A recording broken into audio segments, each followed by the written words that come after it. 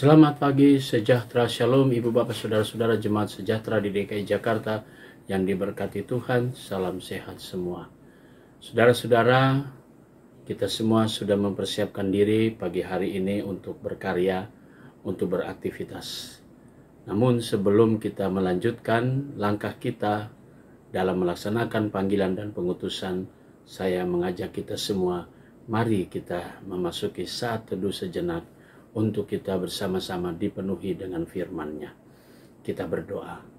Di pagi hari ini kami mengambil waktu sejenak untuk menghayati firman-Mu. Kami bersyukur untuk semua berkat Tuhan ketika kami juga dihantar memasuki hari yang baru. Karena itu Tuhan penuhilah kami dengan Roh Kudus-Mu sampai ke dalam relung hati kami. Sehingga ketika kami mendengarkan pewartaan firman-Mu, kami semua dapat mengerti, lalu kami juga jadikan firman Tuhan sebagai pedoman dalam hidup kami, dalam kami berkarya dan berbuat sesuatu untuk kemuliaan nama Tuhan. Kami mau serahkan seluruh hidup kami dan doa kami di dalam nama Yesus Kristus, firman yang hidup. Amin. Saudara-saudara, pembacaan Alkitab kita pada pagi hari ini terambil dalam Kisah Para Rasul, pasalnya yang keempat, ayatnya yang pertama sampai dengan 11, penekanannya pada ayatnya yang ke-8. Maka jawab Petrus penuh dengan Roh Kudus, "Hai pemimpin-pemimpin umat dan tua-tua." Demikian firman Tuhan. Saudara-saudara, judul yang menjadi landasan renungan kita berkata, kuasa roh dan keberanian. Saudara-saudara, ada sebuah pepatah yang selalu mengatakan, berani karena benar, takut karena salah. Saudara-saudara, ketika seseorang untuk mengatakan yang benar, mungkin ada juga beberapa orang yang karena takut, karena tekanan, karena ancaman, maka pembenaran atau kebenaran itu pun dibungkamkan. Bagaimana peristiwa tentang kebangkitan, kenaikan Yesus ke surga, sampai pada turunnya Roh Kudus? Apa yang membuat para murid yang tadinya dipanggil lalu kemudian berkumpul di satu tempat, yaitu di Yerusalem, menanti perwujud nyataan janji Kristus? Maka mereka semua dipenuhi dengan kuasa Roh Kudus. Dengan lidah-lidah api, dimurnikan seluruh hidup mereka, lidah mereka, seluruh keberadaan mereka. Dan karena itu Tuhan pun kemudian memakai mereka untuk berani berkata-kata tentang yang benar. Mengapa? Karena hal itu sudah pernah terjadi pengalaman. Karena desakan orang lain, Petrus pun merasa ketakutan. Maka dia pun harus berdusta, menyangkal Yesus.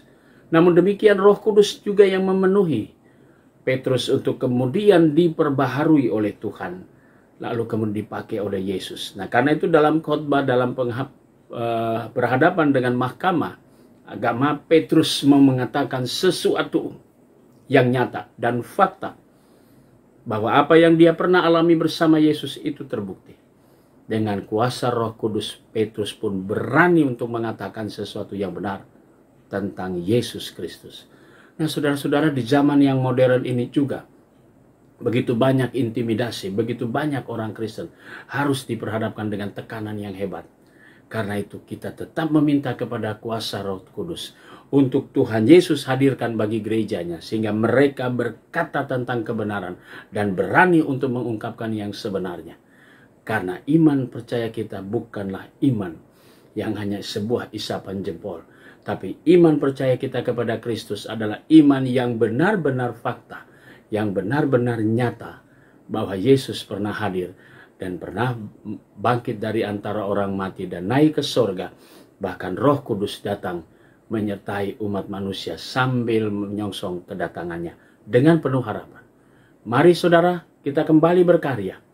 Roh yang dihadirkan oleh Yesus pada diri kita masing-masing adalah roh yang dimampukan kita untuk berani berkata-kata yang benar. Tuhan selalu memberkati kita. Amin. Mari saudara-saudara, kita satu di dalam doa. Kita berdoa. Di pagi hari ini kembali kami datang padamu Tuhan Yesus, mengucap syukur untuk semua karya dan berkat Tuhan. Pagi ini kami berdoa untuk jemaat sejahtera yang dalam keadaan sakit, sektor pelayanan 2, Pendeta Emeritus Metan Vanuan, Ibu Hosana Boys, Adik Calvin Gustavo Koloselini, dan Ibu Lumintu Listiati. Tuhan, berikanlah kekuatan bagi orang-orang yang kami kasih ini, untuk mereka pun dapat menikmati kembali pemulihan tubuh mereka. Kami juga mau berdoa untuk jemaat Tuhan di sektor pelayanan 2, kami mau berdoa untuk keluarga Bapak Belsasar Melisa dan keluarga Bapak Rusli. Tuhan memberkati akan kehidupan saudara-saudara kami, keluarga demi keluarga, dengan berkat Tuhan yang ada di sektor pelayanan 2. Kami juga mau berdoa untuk jemaat Tuhan yang pada hari ini merayakan ulang tahun kelahiran Bapak Daniel Watimena dan saudara Mairan Carlino Sohilait. Tuhan memberkati sukacita saudara-saudara kami atas pertambahan usia mereka. Kami juga mau berdoa ya Bapa di sorga untuk jemaat Tuhan. Kami berdoa untuk pegawai kantor gereja.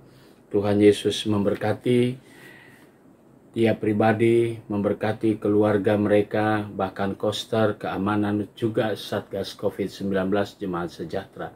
Kami berdoa juga untuk Vikaris Rocky Yunus. Tuhan selalu beri kesehatan dan memberkati pelayanannya. Kami mau berdoa juga di pagi hari ini untuk Majelis Sinode selaku pimpinan. Tuhan berkati pelayanan, karya kerja mereka, bahkan keluarga mereka. Demikian juga dengan BP Mupel Jakarta Selatan. Kami mau serahkan semuanya, seluruh karya kerja kami dalam kebersamaan di Mupel Selatan. Tuhan Yesus memberkati kami. Inilah doa kami di pagi hari ini. Kami naikkan semuanya di dalam nama Yesus Kristus, Tuhan dan Juru Selamat kami yang hidup. Amin. Selamat pagi, selamat berkarya. Tuhan memberkati saudara.